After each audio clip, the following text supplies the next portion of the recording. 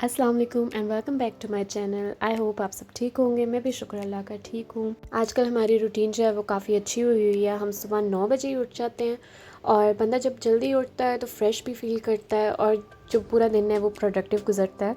Normally मैं breakfast में coffee पीती हूँ, बट आज मैंने अपने लिए चाय बनाई और उसका रीज़न ये था कि अभी क्योंकि रिसेंटली मैं अपने पेरेंट्स की तरफ से आई हूँ और वापसी पे जब मैं कार में ऑलमोस्ट बैठने वाली थी, मेरे पापा ने मुझे आवाज़ दी कि ये केक रस का डब्बा भी ले जाओ। उन्हें पता है मुझे केक रस कितने पसंद है, तो केक रस जो है वो चाय के साथ ही अच्छे लगते हैं। यहाँ मैंने ब्रेकफास्ट करने के बाद ही फ़ौरन से बर्तन जो है वो वॉश किए, क्योंकि बंदा अगर साथ साथ काम करता रहे तो आसानी रहती है। स्पेशली अगर आप एक मॉम हैं और आपके बच्चे हैं, फिर तो बहुत इस तरह की चीज़ें हैं जिनका ख्याल रखना पड़ता है ताकि आप बच्चों के साथ भी अपने घर को मेंटेन रख सकें और उसकी सफाई रख सकें। तो मेरी आज की वीडियो का टॉपिक यही है। मैंने सोचा कि मुझे एज अ न्यूली मॉम जो है कौन सी टिप्स मेरे काम आई है, मैं आपके साथ वो शेयर करूँ।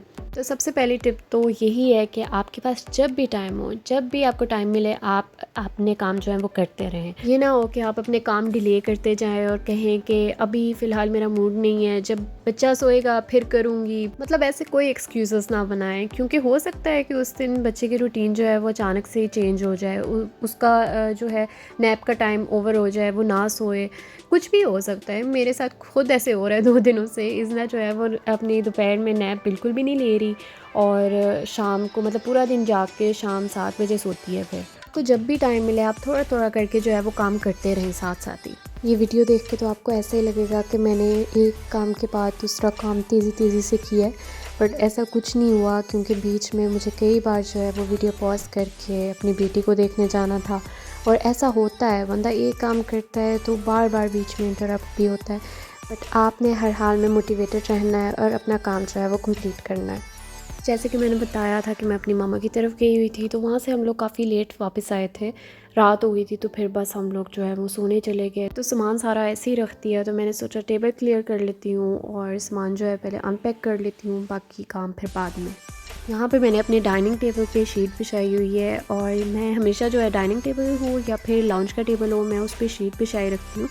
उसका ये रीज़न है कि क्योंकि दोनों जो हैं ग्लास टेबल हैं, तो उस पर ईज़िली स्क्रैच पड़ सकते हैं, तो उसे अवॉइड करने के लिए मैं हमेशा जो है वो शीट बिछाई रखती हूँ। ऊपर से उसकी ईज़िली सफाई भी हो जाती है। इतनी देर मैं ये काम कर रही थी, इज़ना अपने टॉयज़ के साथ खेल रही थी। और यहाँ पे भी मैं आपको एक टिप देती चलूँ कि टॉयज़ जो है उनका ऑब्वियसली वगैरह काफ़ी ज़्यादा होता है, कोई यहाँ से उठाना पड़ता है, बाद में कोई वहाँ से उठाना पड़ता है।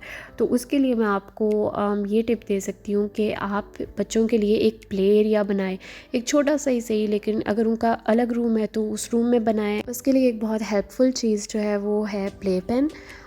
उसमें ये होता है कि बच्चे अंदर ही खेलते रहते हैं और बाहर नहीं निकलते, और फिर जब उनका बाहर निकलने का मूड हुआ तो सारे टॉयज़ जो है वहाँ से ईज़िली बंदा उठा सकता है। और एक और बात ये है कि आप सारे टॉयज़ जो हैं बच्चे को एक टाइम पे ना दे दिया करें, क्योंकि इस तरह से बच्चा कंफ्यूज हो जाता है। इतने ज़्यादा ऑप्शंस होते हैं, उसे समझ नहीं आता कि किस चीज़ से खेलूँ किससे ना खेलूँ। तो इसका रिज़ल्ट ये होता है कि बच्चा जो है वो बहुत जल्दी बोर हो जाता है और फिर वो आपके पास ही भागता हुआ आएगा कि मुझे मामा आप किसी तरह एंटरटेन करें। यहाँ पे मैंने बैग से इज़ना की चीज़ें निकाली हैं, तो मैं वो वापस रख रही हूँ, लेकिन इज़ना की हेल्प के साथ। बहुत यंग एज में ही आप अपने बच्चों को जो है वो अपने साथ हेल्प पे लगा लें, बहुत इजी रहेगा। आई नो कि शुरू में बहुत मुश्किल भी होता है, क्योंकि बच्चा जो है वो हेल्प करने की बजाय ज़्यादा मैस क्रिएट करता है, बट आप गिव अप ना करें। बहुत ज़्यादा पेशेंस की ज़रूरत है, आप अपने बच्चे को टाइम दें। यहाँ पे इज़ना जब भी शू जो है वो अंदर रखती थी तो हम लोग क्लैप करते थे, साथ हम कहते थे येस वी डिड इट।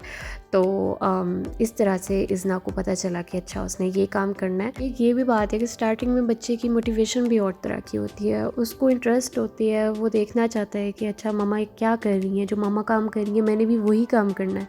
अगर आप बच्चे को स्टार्टिंग से ही इन्वॉल्व नहीं करवाएंगे तो बाद में जाके बहुत मुश्किल हो जाएगा।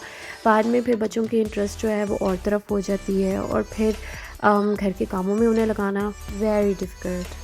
सो अब बारी आती है लॉन्ड्री की, और यहाँ पे हमने नई वॉशिंग मशीन ली है, क्योंकि पिछली वाली जो है वो ख़राब हो गई थी, तो इसलिए मैंने दिन में ही बल्कि चला दी ताकि मैं देख सकूं कि इसको कोई इशू तो नहीं है, सही चलती है। अच्छा, जो बच्चों के कपड़े हैं वो ऑब्वियसली ज़्यादा जल्दी डर्टी हो जाते हैं और हमें ज़्यादा जल्दी जो है वो साफ़ करने पड़ते हैं।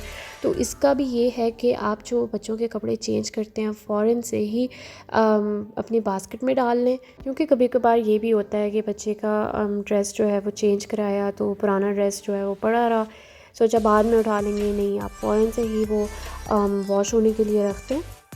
जितनी देर में मैंने लाउंज की सफाई की उतनी देर में ही कपड़े जो हैं वो वॉश हो गए और शुक्र है मुझे पता चल गया कि हमारी मशीन जो है वो सही से चल रही है। अच्छा, बात होगी टॉयज़ की, कपड़ों की। अब ये है कि बच्चे जो हैं सबसे ज़्यादा मेस घर में कैसे क्रिएट करते हैं, वो तब क्रिएट होता है जब हम लोग उन्हें कोई भी खाने की चीज़, कोई स्नैक वगैरह कुछ भी पकड़ा देते हैं और वो लेके पूरे घर में भागते रहते हैं। एक बाइट जो है उसकी लाउंज में ली, एक बाइट जाके जो है वो किचन में ली, तो पूरे घर में जो है वो उसके क्रम्स वगैरह जो है वो फैलते रहते हैं। फिर ये होता है बच्चों ने जो चीज़ खाई होती है वो वही वाले हाथ जो है कहीं टेबल को लगा दिए, कहीं टीवी को लगा दिए, तो इस तरह से फिर और ज़्यादा काम जो है वो बढ़ जाता है। इसके लिए जो टिप है वो ये है कि आप एक जगह जो है वो फ़िक्स कर लें जहाँ पे बच्चे ने खाना है। मुझे होता है कि इज़ना वहाँ पे खाना खाए जहाँ पे हम सब खा रहे हैं, तो इसलिए डाइनिंग टेबल पे ही मैं उसकी जो छोटी सी चेयर है वो बड़ी चेयर पे फ़िक्स कर देती हूँ, तो वो वहाँ बैठ के खाना खा लेती है। अगर आपने अपने घर में कारपेट भी बिछाया हुआ है तो कारपेट पे तो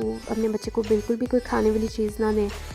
कोशिश करें कि जहाँ पे कारपेट नहीं है उस जगह पे बिठा के बच्चे को खिलाएं। और अगर आपने पूरे घर में ही, पूरे फ्लोर में ही कारपेट बिछाया हुआ है तो फिर आप ऐसे करें कि एक जगह पे जो है वो शीट बिछा लें और वहाँ पे अपने बच्चे को खाने की चीज़ दें। मेरे हस्बैंड के काम से आने का टाइम हो रहा है तो मैंने सोचा मैं जल्दी से जो है वो डिनर प्रिपेयर कर लूँ, क्योंकि आज मैंने इतना ज़्यादा काम पहले ही कर लिया हुआ था। तो मैंने सोचा कि डिश कोई ऐसी बनाऊँ जो जल्दी से बन जाए और ज़्यादा मुश्किल भी ना हो बट उतनी ही टेस्टी हो। तो मैंने सोचा कि राइस बॉयल कर लेती हूँ और साथ उसकी मैं चिकन का, बोनलेस चिकन का सालन बना लेती हूँ। और ये बहुत ही ईजी है और बहुत ही जल्दी बन जाता है इसमें, क्योंकि ना ही प्याज डलते हैं ना लहसुन डलता है। आपने बोनलेस चिकन जो है वो बस ऑयल में अच्छी तरह से भून लेना है और फिर स्पाइसेस ऐड कर लेने हैं, सॉल्ट, गरम मसाला और रेड चिली पाउडर। फिर बस 4-5 टमाटर जो हैं ग्राइंड करके आपने अंदर डाल देने हैं, ग्रीन चिली डाल देनी है और फिर थोड़ा सा योगर्ट डाल देना है। इसके साथ ही ये मज़ेदार डिश जो है वो तैयार हो गई है। आप इसको राइस के साथ खा सकते हैं या रोटी के साथ खा सकते हैं, दोनों के साथ ही बहुत मज़े की लगती है। सो ये रही मेरी आज की वीडियो। अगर आपको अच्छी लगी तो लाइक एंड कमेंट ज़रूर करें और सब्सक्राइब करना ना भूलें। मेरी आइंदा आने वाली वीडियोस देखने के लिए बेल आइकन ज़रूर हिट करें। और सब मदर्स के लिए एक मैसेज है कि डोंट ओवर स्ट्रेस योरसेल्फ। बच्चों के साथ हमेशा सब कुछ परफेक्ट नहीं होता, but you all are doing a great job. Take care. Allah हाफिज़।